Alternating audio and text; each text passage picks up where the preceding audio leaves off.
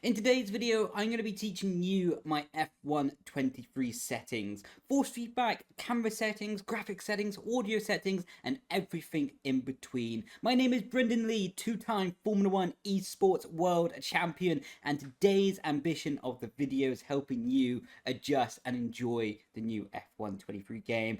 So with that being said, let's get straight on to the track. The first thing we see when we hit the track is, of course, the camera angles.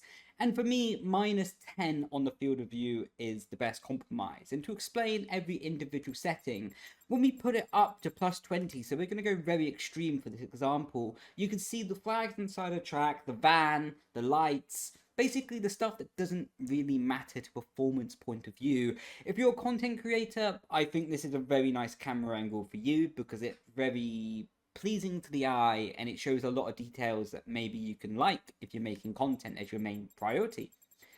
The closer that you get down, and now -20 on the field of view, you can see more of the track is visible on the screen and there's more details with the curbing that can be visible. Of course, this comes with a limitation of seeing less of the marker boards, maybe, the lights, and possibly less braking marker boards, like I say, that can be 150, or you can be using telegraph poles off the track. Personally, I find having -10 is the best compromise between seeing more of the track and more of the marker boards outside of the track as well.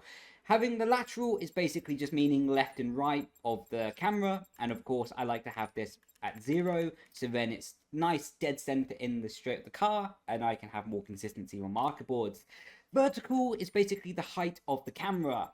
And of course, this can change a lot on your personal preferences, but I like to be able to see the delta at the bottom of the steering wheel, or I should say at the top of the steering wheel. And for me, the balance is 18. If I run it higher, I lose the delta on the steering wheel. If I run it lower, the helmet becomes too much visible in the field of view, and I don't like that.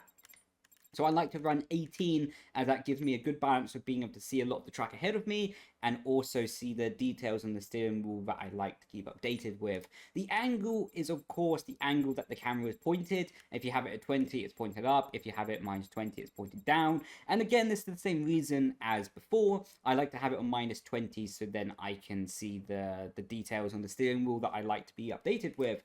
The near clip plane is in fact how much rendering distance you have ahead of you. So if you have -20, although it doesn't really make a difference here because we're in a very small area of the track, Monza maybe can be a better example of this. Basically, the higher you have it, the more demand there is on the PC, but the more that the game is rendering ahead of you, so you can see further and further down the track. If you can run this at 20, I would very much advise it, because then you could see instants and marker boards further down the track and basically have more awareness of what's happening, especially on a lap 1 racing scenario. The mirror angle is literally, if you look down to the bottom left or the bottom right of the screen, you can see the angle of the mirrors is going up and down. For me, having on 0 is basically the best setting. It allows me to see the rear wing and the tyre and a little bit of the track behind us. I like to keep the rear wing in the angle of the mirror, especially because when I'm on a qualifying lap or racing situation, it's very helpful just to look down and see if the DRS has in fact opened, or maybe I pressed the button too early and it didn't activate. So that can be a little thing to help the consistency. The camera shake and camera movement I have both turned off. Purely because I don't like the camera shaking, the camera moving in braking zones or going down the straight or battling can make a small difference, and that small difference can cost you pole position. The next factor I'm going to be talking about is the graphical settings. Of course, within esports and competitions, the graphics don't really matter. You want to have them as low as possible to try and maximize your potential and try and make the game run as smoothly as possible. Like I say, I have these all turned off apart from NVIDIA Reflex, in fact.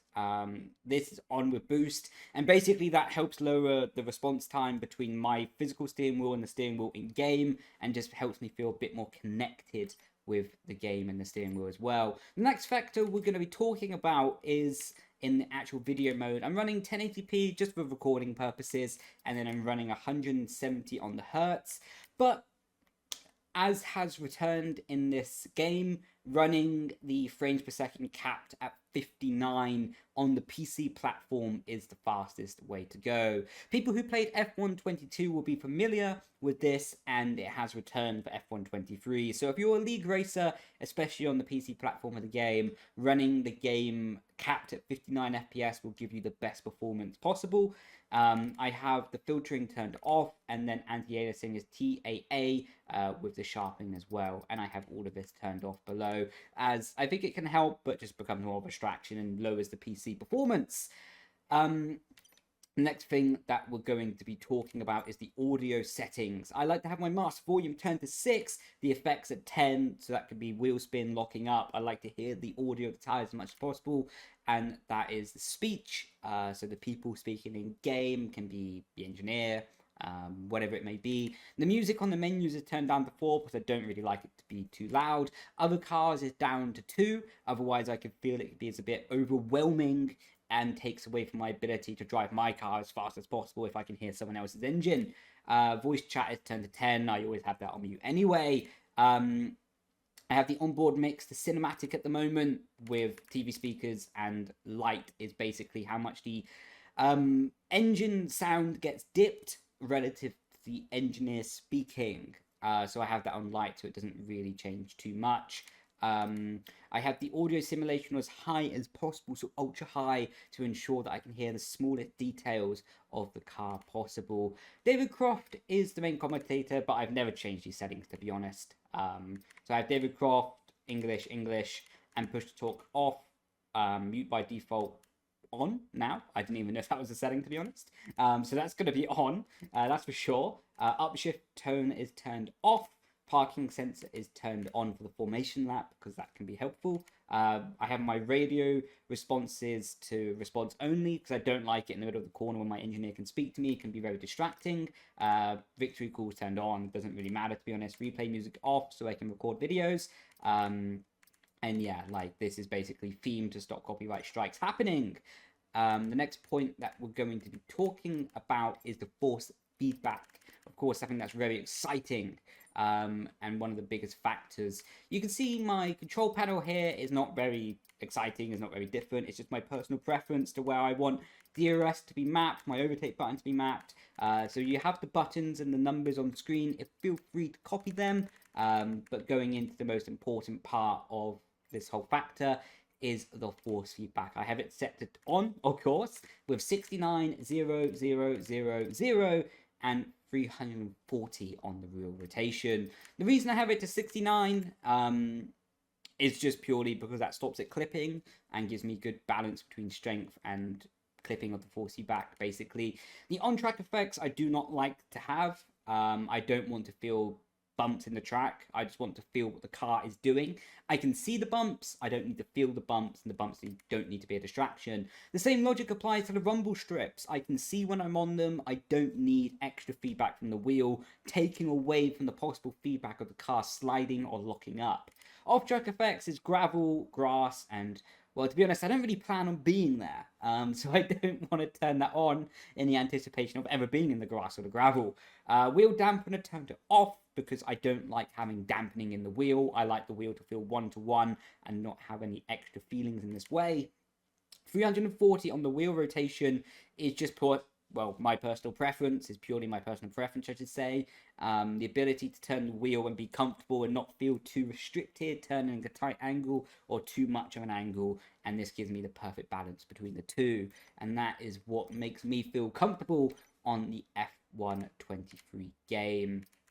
Of course, assists are always going to be turned off because in F1 esports, assists are banned, and that should be beautiful, and that is covering all the details that I have in the F1 23 game.